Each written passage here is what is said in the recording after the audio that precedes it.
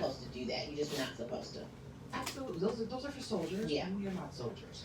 But for the first time in my life, I have felt the need for an extra layer of protection. And I feel some kind of way about that. Yeah. I do. Yeah. And Debbie is not into guns either. And even she was like, yeah, I think it's time. And we live in a really liberal place. And so, you know, it's time to stay home. You know, I'm out here in white utopia where I had to move when I moved back home to Chapel. My daddy left a gun for his first visit here. I mean, I could probably walk around this house and just find guns. I suspect he's got them stashed or but seriously, like you, my people are from a rural part of the eastern state of North Carolina. We're from a map dot called Shannon, North Carolina. It's not even worth telling you the name. I have grown up with people shooting, and we're a military community. We're on the outskirts of Fort Bragg in Fayetteville, North Carolina. So a lot of my family members, the men especially, in the military, this is not uncommon to me, right? So I've never been afraid. I definitely, I think, have a more, like you, sophisticated and articulated position on guns. It's a conversation I'm not usually willing to have with people, one, who don't do the kind of work that I do. This is the first thing I tell them. I was like, if you don't have white people threatening to kill you every week, like I have had for like going on 9 straight years. Thank you. Like, I really just don't care about your opinion on that. I don't think a lot of people realize that the Twitter trolls are the mildest of the harassment that we get. Yes. So the Twitter trolls are annoying, and I like to highlight them. I actually can't stop, but I like to highlight them to say, like, this is what black women, fat women, queer women are dealing with online. Yep. But those are the people that are fine. Yep. The people that are scary are the people that call my job and demand to speak to my boss and then keep calling up the food chain to the university president to try and get me fired. One man, when I was at Purdue, I blocked him on Twitter. And so he called my department chair to say that I want to talk to Roxanne and she won't talk to me. Oh yeah. Now they've been threatening my dean for the past 3 months at the University of North Carolina because you want to know what I said a few months ago, Roxanne? Yes, I do. I know what you said. In response to Kyle Ritton, whoever, the boy who drove, his mama drove him across state lines and murdered people, I said, if they release him, this will deputize white people to kill us. Correct. That's it. Yeah. I mean, that's so they've been calling saying that I said they have the right to kill me. That's what they're mad about. That I said they have the right to kill me. They call everybody from the university president on down, who of course, I mean, they don't care. They're white, so they're annoyed, but they don't care. But that's not the point. The point is they want me to know that they know where they can find me, right? So I have had, since I have worked in this job, a security plan for my office, a security plan for my home that involved everybody from the FBI to the local police department to campus security to, yes, my own home defense. And I always make sure I say that part because I need you to know, if you come to my house, I ask questions later in a court of law. Correct. I don't ask questions when you're at my house. Correct. Like, don't let the politeness of me never, ever. Okay? It will not end well for you. No, it will not. I'm gonna take my chances. Roxanne. This is I where live we with are. a New Yorker, so you don't even need to be afraid of me. Yeah. You do not. The little loud one is the scary one. That little person. Guess what? In my house, I'm the little loud one. There you go. And these are the kinds of decisions that black folk are having to make as routine parts of their life and their job. And if you have had the privilege of not having to make those trade-offs and those decisions, this is your fight. It is not ours. And frankly, let me just put it this way, you owe it to us to show up. You do. You owe it to us. You really do. And speaking of people who show up, one of the things that has contributed to this current climate is voter suppression. And who is allowed to show up to the polls and who is not. And for our recent election mixtape show, we had the wonderful, the erudite, the gorgeous Carol Anderson on the show. She's a professor. People are still contacting us about that episode. I mean, why wouldn't they? I know. Brilliant. And so are we. I know. She's a professor of African American Studies at Emory. And what she really did for us is lay out why the Republicans became the party of voter suppression and have come to be uniquely defined by this characteristic. And so, luckily for us, Carol is back to talk about what's going on in the world right now, and there's nobody else I want to talk to right now. I hear you. Like I want to talk to Carol. Hello, my friend. Hello. Hi, Carol. Hi, how are you? Wonderful. How are you? So happy to see you as always. First of all, how are you doing? I'm tired. Yeah. Mm-hmm. I'm tired. You know, one of the things about being a historian is that you've got that long lens. Yeah. And that lens is looking at today going, the inability, the refusal to learn. Yeah. The refusal to understand how absolutely lethal white supremacy is. Mm-hmm. And that white supremacy will kill white people.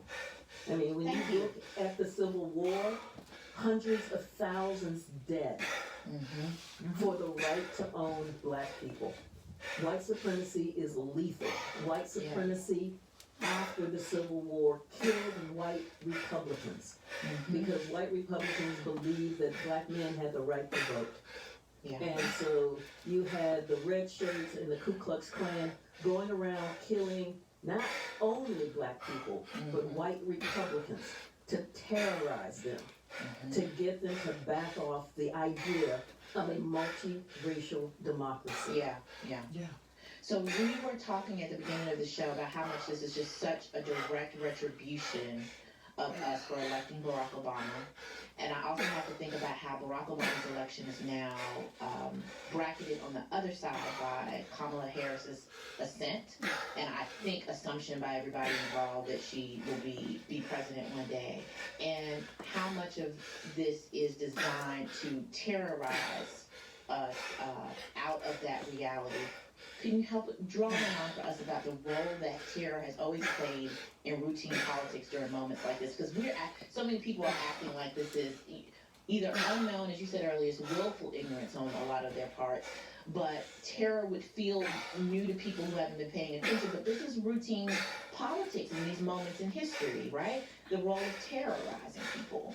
Absolutely. There's the Colfax massacre in Colfax, Louisiana in 1873, where a Republican government was elected and you had white supremacists angry at this government that got elected by black people, and so went and slaughtered over 100 black people defending the courthouse, which was the site of democracy in Colfax, Louisiana. Slaughtered them. And this was then sanctioned by the U.S. Supreme Court in the Cruikshank decision. You know, you think about it, you had Wilmington, North Carolina, right? Where you had that fusion government, right? And that fusion government, you had white supremacists who were just angry that black people had voting rights. And basically rounded up the black folks and said, resign or die. And then you get the sanctioning of it by the governor of North Carolina, who just blesses the insurrectionists, the coup makers. And says, yes, now you are the mayor, as if they were duly elected instead of got that position by threatening to kill. And actually they did kill a lot of folk in Wilmington, North Carolina, in that coup in 1898. Then we have Ocoee, Florida, in 1920. And there you had black people trying to vote, and you had, this was that moment of the Red Summer. And you had black people trying to vote. You had the folks coming in going, no, and threatening to kill them. One black man got so mad, he went and got an attorney. And you know, when a black person looks like they've got some kind of sense that they don't know their proper place, and so they went to hunt him down. They couldn't get to him, so they got to the man's house where he was hiding originally, and they lynched him. They lynched that man, and then they ran over 400 black people out of Ocoee, Florida. It was an ethnic cleansing. Black people did not live in Ocoee, Florida for the next 6 or 7 decades. Jesus. After that. I mean, that kind of terror, that kind of violence at the voting booth, because black people demand to have their citizenship rights, is as American as apple pie. And when we don't acknowledge that, then this looks like this thing came out of nowhere. But this big lie about they're stealing it from us, this thing has been in the makings for a long time. It has. I just finished Cast by Isabel Wilkerson. And you think you know the history of racism in this country, and you know about some of these massacres and the Tulsa riots, and then you read even more and realize what we know of history is just the highlights.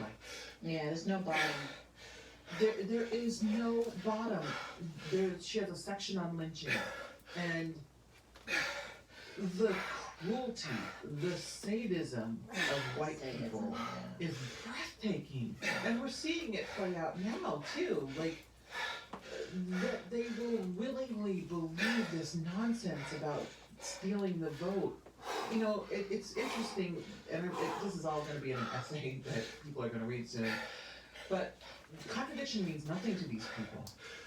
Because Trump is all-powerful and a strong man, but the election was stolen from him by the beta Democrats? Like, how is that possible in your world order when you have established, these rules? And yet somehow it's possible. Biden's election is invalid, but all of the down-ballot elections are fine.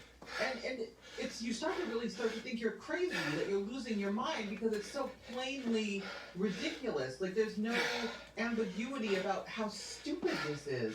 And yet they have made an entire movement out of it where now we don't know what's going to happen over the next week, but we do know it's not going to be good. But think about it in terms of living with the contradictions. It's the ability to fly the flag of the Confederacy while claiming you're an American patriot. When it was the Confederacy that attacked the United States of America to dismember it and destroy it. It was the Confederacy that sent agents over to Britain and to France to encourage them to jump into the Civil War on the side of the South against the United States of America. All of this is saying treason, treason, treason. But these are the folks that are living with that contradiction of flying the Confederate flag while claiming they're an American patriot. When I saw that image of the flag, as a, born and bred Southerner, it's not like it surprised me. I know it didn't surprise you, but I think it surprised some people who may have missed or didn't know how much the visible symbols, the iconography of the South, of the Confederacy never die. They never go away. They're always kind of waiting there. And when you are, like you are there in Georgia, at the very moment that Georgia is supposed, feels like it's fulfilling its potential as a new South state. It finally maybe really was too busy to hate. To take the famous saying. At the exact same time, on the exact same day, I was so struck by how we end that day with somebody flying the Confederate flag, basically on Capitol Hill. Why does this still resonate with people who aren't even Southern, right? Many of these people aren't even from the South. Have no this is not people who are trying to rehab the memory of their great-great-grandpappy. They have this is not, the Confederacy is not their place, it's not their land. But why it would have felt so important to these people to use those images? What are they trying to tell us, and what should we have heard from that? And so what it was saying was that this is a white man's government, and you need to know your place. You need to know that this is ours. So when we say you stole this from us, know that we are taking it back from what you stole. So you've got multiple pieces happening in there. One, it is the narrative of a racially exclusive neo-apartheid state, where you will have a vast, rightless labor pool. So think about sending the folks into these poultry plants, meatpacking plants, with no COVID protection. So a vast, rightless labor pool where the resources, the profits from that labor, then eddy up to a small strata of whites. But the way that the narrative works is that all whites benefit. So everybody thinks they're going to be in that small strata of those who are reaping those benefits. but they're not. It's the same way that the plantation owners sent poor whites out to go fight in the Confederate Army because they weren't about to go fight. Yeah. Yeah, and the same thing might be happening this time around too. I mean, the money is coming from somewhere for these insurrectionists, who some of them whom are still in hotels around the Washington D.C. and can afford an awful lot of attorneys and media people. I mean, they've got so many people working for them.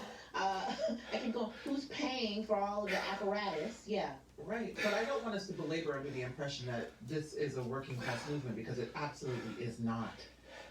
These are people, they were CEOs, former law enforcement, former military, probably current law enforcement and current military, elected officials, and people, frankly, with disposable time. People who can take however many days off to go and throw a coup.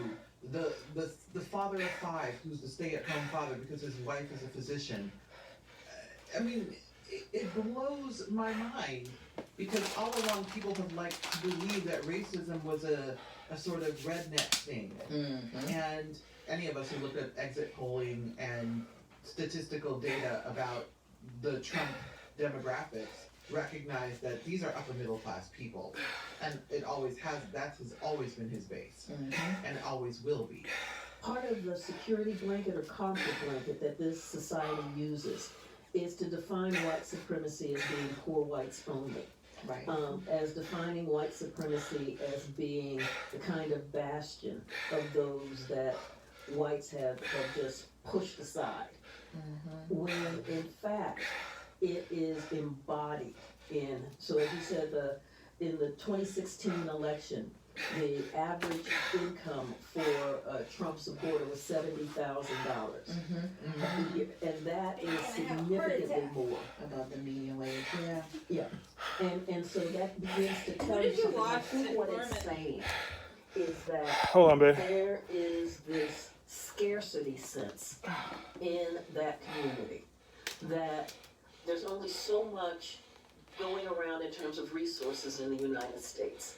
And when all of these minorities are banging on the doors, they're going to take our resources. So I might be doing well, but now my kid won't be able to get into a university. Right. I might be doing well, but my kid won't be able to buy a home. You know, so I think that is what is driving that $70,000 component of the American population that supports Trump and these right-wing supremacists. And there is no scarcity. Yeah, that inheritability, we hear it a lot as university professors. I feel like every time the application season, rolls around, my white parents, my kid did good in school, but they're not a minority. So who knows if they'll get in, right? There's this sense of that the nation is their inherited right. All of its cultural institutions are, I've said this many times over the years, nobody wants a meritocracy more than black people. You think I don't want to compete with you toe to toe? That's literally my dream, because I'm going to beat you every time. But nobody's more afraid of meritocracy than white Americans. And there is this sense that things have become more fair, and that is the significant loss. But what I wanted to point out is that you hear it even though just like in everyday talk. When people are talking about, but my kid's not a minority, or, well, they would get that job, but affirmative action, like that's the same language that's driving these people. Right. I mean, so several years ago, I got bumped up to first class. And a white guy sits next to me.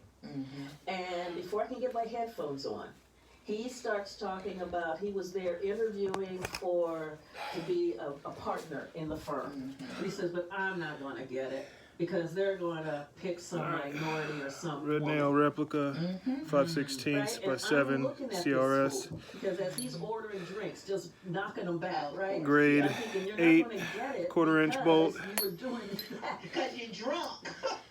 Grade 5, But 1/4-inch I turned bolt. to him and I said, so how many minorities or women are already directors?